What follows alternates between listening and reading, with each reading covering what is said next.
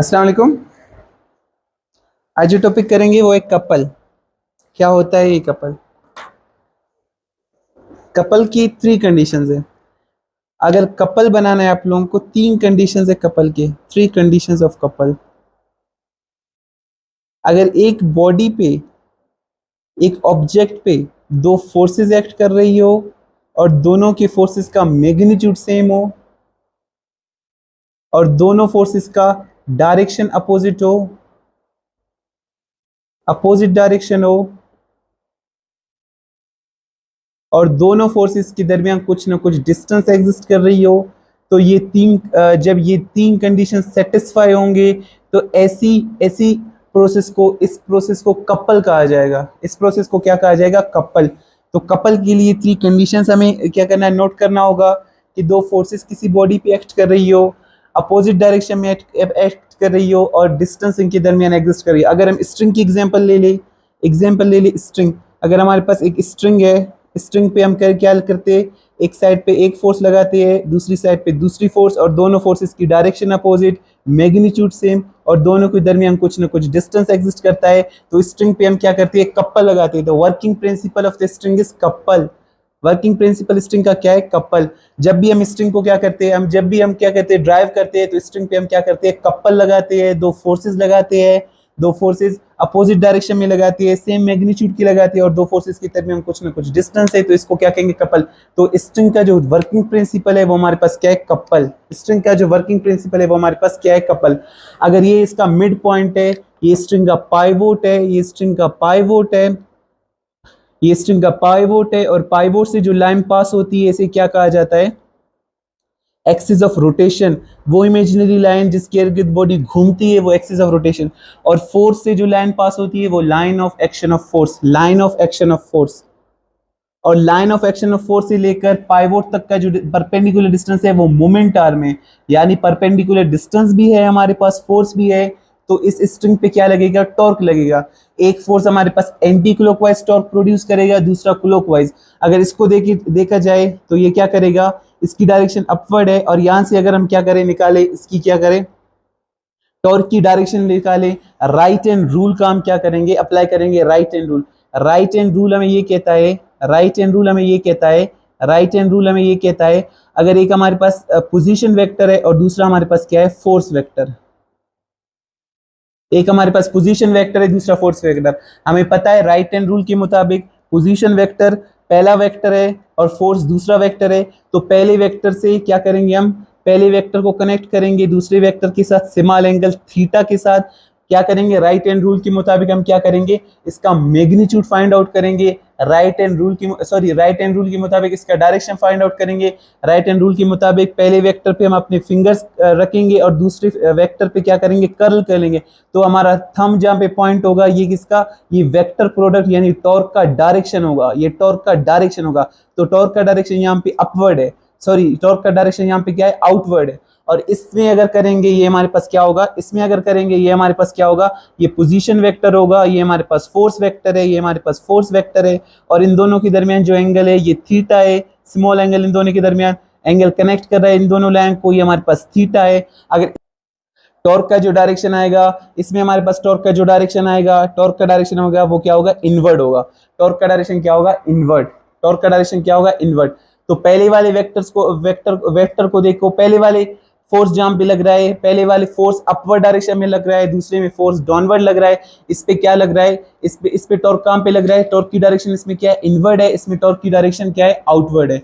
यहाँ पे टॉर्क की डायरेक्शन आउटवर्ड है और यहाँ पे टॉर्क की डायरेक्शन इनवर्ड है। तो इस पे कुछ ना कुछ टॉर्क लग रहा है और इससे प्रोड्यूस जो टॉर्क होगा ये कौन सा प्रोड्यूस करेगा टॉर्क, ये हमारे पास एंटी क्लॉकवाइज टॉर्क प्रोड्यूस करेगा, ये क्लॉकवाइज टॉर्क प्रोड्यूस करेगा। तो एंटी क्लॉकवाइज टॉर्क के थ्रू ये क्या करेगा, ये स्ट्रिंग मूव करेगा, स्ट्रिंग में टर्निंग इफेक्ट प्रोड्यूस होगा। किन किन टॉर्क की वजह से, एंटी क्लॉकवाइज और क्लॉकवाइज टॉर्क की वजह से। एक हमारे पास एंटी क्लॉकवाइज टॉर्क इस पे लग रहा होगा, एक क्लॉकवाइज, और जब ये दोनों एक ही से अगर अब जब भी ये दोनों क्या करेंगे, इन दोनों का मैग्नीट्यूड सेम होगा तो स्ट्रिंग क्या होगा, बैलेंस हो जाएगा, स्ट्रिंग में टर्निंग इफेक्ट प्रोड्यूस नहीं होगा, स्ट्रिंग में टर्निंग इफेक्ट प्रोड्यूस नहीं होगा। जब इन दोनों का क्या होगा, ये दोनों बैलेंस हो जाएंगे। जब ये दोनों बैलेंस हो जाएंगे तो बॉडी इक्विलिब्रियम की हालत अचीव कर लेगा, बॉडी में क्या करेगा, टर्निंग इफेक्ट प्रोड्यूस नहीं होगा। तो पहले वाले पे भी फोर्स लग रहा है, दूसरे वाले पे, तो कपल के दौरान जो नेट टॉर्क होती है वो 0 के बराबर होता है, क्योंकि ये फोर्स का मैग्नीट्यूड सेम, ये मोमेंट आर्म सेम, दोनों के दरमियान एंगल सेम, तो दोनों टॉर्क, क्लॉकवाइज टॉर्क और काउंटर क्लॉकवाइज टॉर्क, दोनों का डायरेक्शन हमारे पास क्या होगा, अपोजिट है, और दोनों का मैग्नीट्यूड सेम है, दोनों एक दूसरे को कैंसिल करेंगे, तो स्ट्रिंग हमारे पास जो है वो क्या होगा, वो इक्विलिब्रियम की हालत अचीव कर लेगा। इक्विलिब्रियम, अगर हम एक साइड से ज्यादा टॉर्क लगाएंगे तब स्ट्रिंग में टर्निंग इफेक्ट प्रोड्यूस होगा, तब स्ट्रिंग टर्न कर जाएगा। तो स्ट्रिंग का जो वर्किंग प्रिंसिपल है वो हमारे पास क्या है, कपल। क्या है हमारे पास, कपल। लेकर दूसरी फोर्स तक का जो डिस्टेंस है, एक फोर्स से लेकर दूसरी फोर्स तक का जो डिस्टेंस है, ये हमारे पास क्या कहलाता है, कपल आर्म। क्या कहलाता है, कपल आर्म। एक फोर्स से लेकर दूसरी फोर्स तक का जो डिस्टेंस है, ये हमारे पास क्या कहलाता है, कपल आर्म। अगर पाइवोट से लेकर एक फोर्स तक का डिस्टेंस 5 मीटर है, तो पाइवोट से लेकर दूसरी फोर्स तक का डिस्टेंस भी 5 मीटर होगा, तो हमारे पास कपल आर्म क्या होगा, 10 मीटर बनेगा। 10 मीटर कपल आर्म बनेगा, 10 मीटर कपल आर्म बनेगा। तो कपल आर्म को हम कैसे निकालेंगे, एक फोर्स से लेकर दूसरी फोर्स तक का डिस्टेंस को नोट करेंगे, ये जितना भी बनेगा ये हमारे पास कपल आर्म कहलाएगा। ये हमारे पास क्या होगा, कपल आर्म। कपल के लिए कंडीशंस ये, अगर यहाँ पे फोर्स ज्यादा लग रहा होगा, यहाँ पे फोर्स का मैग्नीट्यूड ज्यादा होगा, हालांकि दोनों की दरमियान कुछ ना कुछ डिस्टेंस होगा, दोनों की दरमियान दोनों की डायरेक्शन अपोजिट होगी। अगर एक साइड टॉर्क ज्यादा लग रहा होगा, एक साइड कम लग रहा होगा, तो कपल हमारे पास नहीं बनेगा। तो कपल के लिए कंडीशंस ये है कि दो फोर्सेस का मैग्नीट्यूड का सेम होना लाजमी है, दो फोर्सेस का अपोजिट होना लाजमी है, दोनों के दरमियान डिस्टेंस का एग्जिस्ट करना लाजमी है। और स्ट्रिंग पे भी हम ऐसे ही करते हैं, एक साइड से फोर्स क्या करते हैं, दोनों साइड से फोर्स लगाते हैं, एक फोर्स का डायरेक्शन और दूसरी फोर्स का डायरेक्शन अपोजिट होते हैं, मैग्नीट्यूड सेम, दोनों के दरमियान डिस्टेंस एग्जिस्ट करता है, तो उसमें क्या प्रोड्यूस होता है, टर्निंग इफेक्ट। और जब दोनों फोर्सेस को हम लगा रहे होते हैं, उनके दरमियान कुछ ना कुछ डिस्टेंस होता है, और उस डिस्टेंस को हम कपल आर्म का नाम देते हैं। और नेट टॉर्क जो स्ट्रिंग पे लगने वाली नेट टॉर्क है वो हमेशा 0 के बराबर होगा, क्योंकि एक साइड से क्लॉकवाइज हम क्या करेंगे, टॉर्क लगाएंगे, एक साइड से हम एंटी क्लॉकवाइज टॉर्क लगाएंगे, तो नेट हमारे पास जो टॉर्क होगा वो हमेशा 0 होगा। तो कपल में जो नेट टॉर्क है वो हमेशा 0 होता है। हालांकि क्लॉकवाइज टॉर्क्स भी लग रहे होते हैं कपल में, एंटी क्लॉकवाइज टॉर्क्स भी लग रहे थे, लेकिन नेट टॉर्क, कपल में जो नेट टॉर्क है, कपल में जो नेट टॉर्क है वो हमेशा 0 के बराबर होगा। कपल में जो नेट टॉर्क है, net torque of couple is always 0। Net torque couple का क्या होगा, 0, क्योंकि एक साइड से जितने मैग्नीट्यूड का क्लॉकवाइज लगेगा तो दूसरी साइड से उतने ही मैग्नीट्यूड का काउंटर क्लॉकवाइज भी लगेगा। तो कपल में जो नेट टॉर्क है ये हमेशा 0 के बराबर होगा।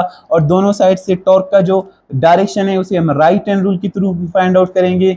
हम ये बात डिस्कस कर चुके हैं कि जब भी वेक्टर प्रोडक्ट को हमेशा राइट हैंड रूल के थ्रू फाइंड आउट किया जाता है। राइट हैंड रूल में ये कहता है कि पहले वेक्टर पे अपना क्या रखो, फिंगर्स रखो और इनको कर्ल कर लो दूसरे वेक्टर पे, तो आपका थंब जहां पे पॉइंट होगा ये आपका क्या आएगा, ये आपका वेक्टर प्रोडक्ट का डायरेक्शन होगा, आर क्रॉस एफ का डायरेक्शन होगा, आपकी टॉर्क का डायरेक्शन होगा। और इस साइड भी हम ऐसे करेंगे, हम ऐसे नहीं कर सकते कि दूसरे वेक्टर पे हम अपने फिंगर्स रखें और पहले वेक्टर पे क्या करें, कर्ल करें। हम हमेशा पहले वेक्टर जिसका पहला वेक्टर जो क्रॉस में आ रहा है उस पे फिंगर्स रखेंगे और दूसरे वेक्टर पे कर्ल करेंगे, और जहां पे हमारा थंब पॉइंट होगा वो हमारा वेक्टर प्रोडक्ट का डायरेक्शन होगा। और टॉर्क को भी राइट हैंड रूल के थ्रू निकाला जाता है, क्योंकि टॉर्क भी हमारे पास क्या है, एक वेक्टर प्रोडक्ट है। तो कपल क्या है हमारे पास, कपल की 3 कंडीशंस है, दो फोर्सेस का लगना लाजमी है, दोनों की मैग्नीट्यूड्स का सेम होना लाजमी है, और दोनों का अपोजिट होना लाजमी है, और दोनों के दरमियान कुछ ना कुछ डिस्टेंस होना लाजमी है। और दो फोर्सेस लग रहे हैं, उन दोनों के दरमियान जो डिस्टेंस है वो हमारे पास कपल आर्म कहलाएगा। क्या कहलाएगा, कपल आर्म। अगर यहाँ पे हमारे पास एक बॉडी है, उस पे यहाँ से फोर्स लग रहा है और यहाँ से फोर्स लग रहा है। अगर यहाँ से फोर्स लग रहा है F और यहाँ पे फोर्स लग रहा है F, दोनों का मैग्नीट्यूड सेम, दोनों का डायरेक्शन अपोजिट, और फिर भी कपल यहाँ पे नहीं है क्योंकि थर्ड कंडीशन सेटिस्फाई नहीं है।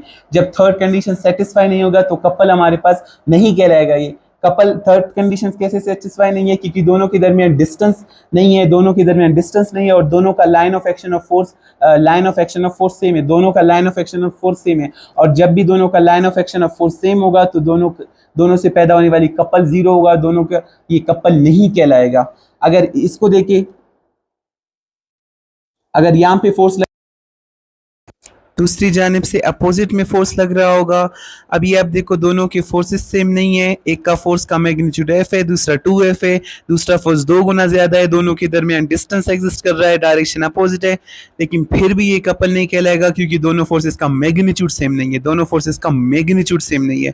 एक फोर्स अगर एफ है तो दूसरा 2f है, 2f मतलब ये डबल है पहले फोर्स से, तो फिर भी ये कपल नहीं कहलाएगा क्योंकि कपल की कंडीशन हमें याद है। कपल की कंडीशन हमें ये है, कपल की कंडीशन ये है कि अगर एक फोर्स हमारे पास एफ होगा तो दूसरे का एफ होना लाजमी है, दोनों फोर्सेस सेम होंगे तब जाके ये कपल कहलाएगा, वैसे ये कपल नहीं कहलाएगा, वैसे ये कपल नहीं कहलाएगा। ठीक है, ये दो आप लोगों को याद रखने हैं कि ऐसे मैंने करवा लिया, अभी तीसरा मैं आप लोगों को करवा लेता हूं। अगर दोनों फोर्सेस सेम ही डायरेक्शन में एक्ट कर रही है, दोनों का मैग्नीट्यूड सेम है, दोनों की डायरेक्शन सेम है, दोनों के दरमियान डिस्टेंस एग्जिस्ट कर रही है, फिर भी ये कपल नहीं है क्योंकि कपल की सेकंड कंडीशन हमने कर ली कि दोनों की डायरेक्शन का अपोजिट होना लाजमी है, लेकिन दोनों के डायरेक्शन यहाँ पे सेम है, तो ये फिर भी कपल नहीं कहलाएगा क्योंकि डायरेक्शन इन दोनों के सेम है, ये कपल नहीं कहलाएगा, ये कपल हमारे पास नहीं होगा। तो हमें ये ख्याल रखना पड़ेगा कि दोनों के डायरेक्शन अपोजिट है ही नहीं है, तीन कंडीशंस को हमें मद्देनजर रखते हुए देखना पड़ेगा कि ये कपल है या नहीं है, तो हमें इस बात का कीप केयर करना पड़ेगा। कपल देखने के लिए हमें तीन कंडीशंस को याद करना पड़ेगा कि क्या क्या है, अगर वो तीनों के तीनों सेटिस्फाई है तब जाके कपल बनेगा, अदरवाइज कपल नहीं बनेगा, अदरवाइज कपल नहीं कहलाएगा। कपल बनने के लिए तीन कंडीशंस का होना लाजमी है, और एक फोर्स से लेकर दूसरे फोर्स तक का डिस्टेंस कपल आर्म कहलाता है, और वो कपल आर्म जो हमारे पास है, वो कपल आर्म जो हमारे पास है वो पाइवोट से लेकर एक फोर्स तक का डिस्टेंस और पाइवोट से लेकर दूसरे फोर्स तक का डिस्टेंस, ये कंबाइनली डिस्टेंस हमारे पास कपल आर्म कहलाता है, कपल आर्म कहलाता है।